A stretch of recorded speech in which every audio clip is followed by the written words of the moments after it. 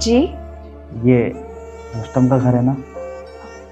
हाँ जी, ये रुस्तम का ही घर है। आप लोग कौन? इसके बाद लड़का कहता है नमस्ते भाभी, हम इनके दोस्त हैं, गांव से आए हैं। पत्नी कहता है क्या काम है आपको? लड़का कहता है उनसे मिलना था। पत्नी कहता है आप लोग 1 सेकंड रुकिए। इसके बाद पत्नी पति के पास जाता है और कहता है सुनिए, बाहर कोई आया है, आपका दोस्त बता रहा है गाँव से आया है। रुस्तम कहता है एक काम करो, तुम उन्हें बैठाओ और पानी वाणी दे दो, मैं आता हूँ। पत्नी कहता है ठीक है। उसके बाद पत्नी जाके बोलता है आप लोग अंदर आइए। लड़का और उसकी पत्नी अंदर आ जाते हैं। रुस्तम अपने दोस्त को देखते ही उसके पास जाता है और गले लगा लेता है। यह सब देखकर उसकी पत्नी को बिल्कुल अच्छा नहीं लगता। इसके बाद दोनों बैठकर बात करते हैं, लेकिन पत्नी को यह बिल्कुल अच्छा नहीं लगता। वह फिर भी खाने का इंतजाम करने चली जाती है। उसके बाद रुस्तम कहता है यार कॉलेज के बाद कहाँ गायब हो गया था? दोस्त कहता है क्या बताऊं यार, जिंदगी पूरी तरह उथल पुथल हो गई थी, इसी वजह से तेरे संपर्क में नहीं रह पाया। रुस्तम कहता है क्यों, क्या हो गया था? सब ठीक तो है ना? दोस्त कहता है हाँ अब सब ठीक है, तू बता तू कैसा है? तू तो बहुत बड़ा आदमी बन गया। फिर रुस्तम कहता है बड़ा आदमी क्या यार, कॉलेज के बाद मैंने कई कंपनियों में इंटरव्यू दिए, लेकिन सैलरी अच्छी नहीं मिली। फिर मैंने अपना बिजनेस शुरू किया और आज अच्छे मुकाम पर हूँ। दोस्त कहता है बहुत अच्छा है यार, तुझे देखकर बहुत खुशी हो रही है। तभी दोस्त की पत्नी कहता है ये आपकी बहुत तारीफ करते हैं, हमने आपकी बहुत तारीफ सुनी है। रुस्तम कहता है इतनी तारीफ करता है मेरी, लेकिन शादी में बुलाया तक नहीं। अगर इतना अच्छा दोस्त मानता था तो शादी में बुलाता। दोस्त कहता गांव की शादी थी, ज्यादा धूमधाम से नहीं हुई थी, इसलिए तुझे नहीं बुला पाया। रुस्तम कहता है चल मान ली तेरी बात, वैसे अंकल आंटी कैसे हैं? वो कहता है मम्मी पापा अब नहीं रहे। रुस्तम कहता है क्या बात कर रहा है, लेकिन अचानक ऐसा क्या हुआ? फिर वो कहता है पापा काफी समय से बीमार थे, फिर उनका निधन हो गया। उसके कुछ समय बाद मम्मी का एक्सीडेंट हो गया। रुस्तम कहता है तेरे साथ इतना सब कुछ हो गया और तूने मुझे बताया भी नहीं। वो कहता है तुझे परेशान नहीं करना चाहता था, दोस्ती है ये, एक तरफ मुझे अपना अच्छा दोस्त मानता है और दूसरी तरफ मुझे परेशान नहीं करना चाहता। उस समय मैं किसी से कुछ कहने की हालत में नहीं था, शायद मैं तेरी मदद नहीं कर पाता, लेकिन आज मैं तुझे बिना मदद किए नहीं जाने दूंगा। इसके बाद रुस्तम पैसे निकालकर अपने दोस्त की तरफ बढ़ा देता है, ये रख मेरी तरफ से। पैसे क्यों दे रहा है? कोई सवाल जवाब नहीं, बस ये पैसे रख। और हाँ मेरी कंपनी में एक जगह खाली है, कल से नौकरी पर आ जाना, सब तय कर लिया है, कल से ऑफिस आना है। वो कहता है भाई मुझे समझ नहीं आ रहा मैं तेरा शुक्रिया कैसे अदा करूं, इतना तो मेरे रिश्तेदारों ने भी नहीं किया जितना तूने आज कर दिया। फिर रुस्तम कहता है मैं तुझे बचपन से जानता हूँ, तेरे चेहरे को देखकर बता सकता हूँ कि तू कब परेशान है और कब नहीं। मुझे अपनी परेशानी नहीं बताएगा, इसका मतलब ये नहीं कि मैं समझूंगा नहीं, मैं जानता हूँ कि तू किस मुसीबत से गुजर रहा है, लेकिन तेरा ये भाई हमेशा तेरे साथ खड़ा है। पत्नी को समझ आ गया कि उसका दोस्त बहुत परेशान है। फिर कहता है खाना खाकर तो जाइए। डोसा कहता है नहीं भाभी इसकी कोई जरूरत नहीं है, अब हम चलते हैं। पत्नी उसके पास जाता है और कहता है सुनिए आप ऑफिस चले जाइएगा, लेकिन उससे पहले मेरे कुछ सवालों के जवाब दीजिए। आखिर ये लोग थे कौन जिन्हें आपने इतने पैसे दे दिए? पति कहता मुझे पता था तुम ये सवाल जरूर करोगी और तुम्हारी जगह कोई भी होता तो यही पूछता। तुम्हें शायद अंदाजा नहीं है कि वो इंसान मेरी जिंदगी में कितनी अहमियत रखता है। पत्नी कहता है मैं कुछ समझी नहीं। पति कहता है सुनो, आज मैं जो कुछ भी हूँ उसमें उसका बहुत बड़ा योगदान है। जब मेरे पास पढ़ाई के पैसे नहीं थे तब उसके पापा ने मेरी मदद की थी, आज उसका बुरा समय चल रहा है तो क्या मुझे उसकी मदद नहीं करनी चाहिए? मैं उसके लिए कितना भी कर लूँ उसके एहसान कभी नहीं चुका सकता, मुझे माफ कर दीजिए, मैं नहीं जानती थी कि वो आपके इतने अच्छे दोस्त हैं।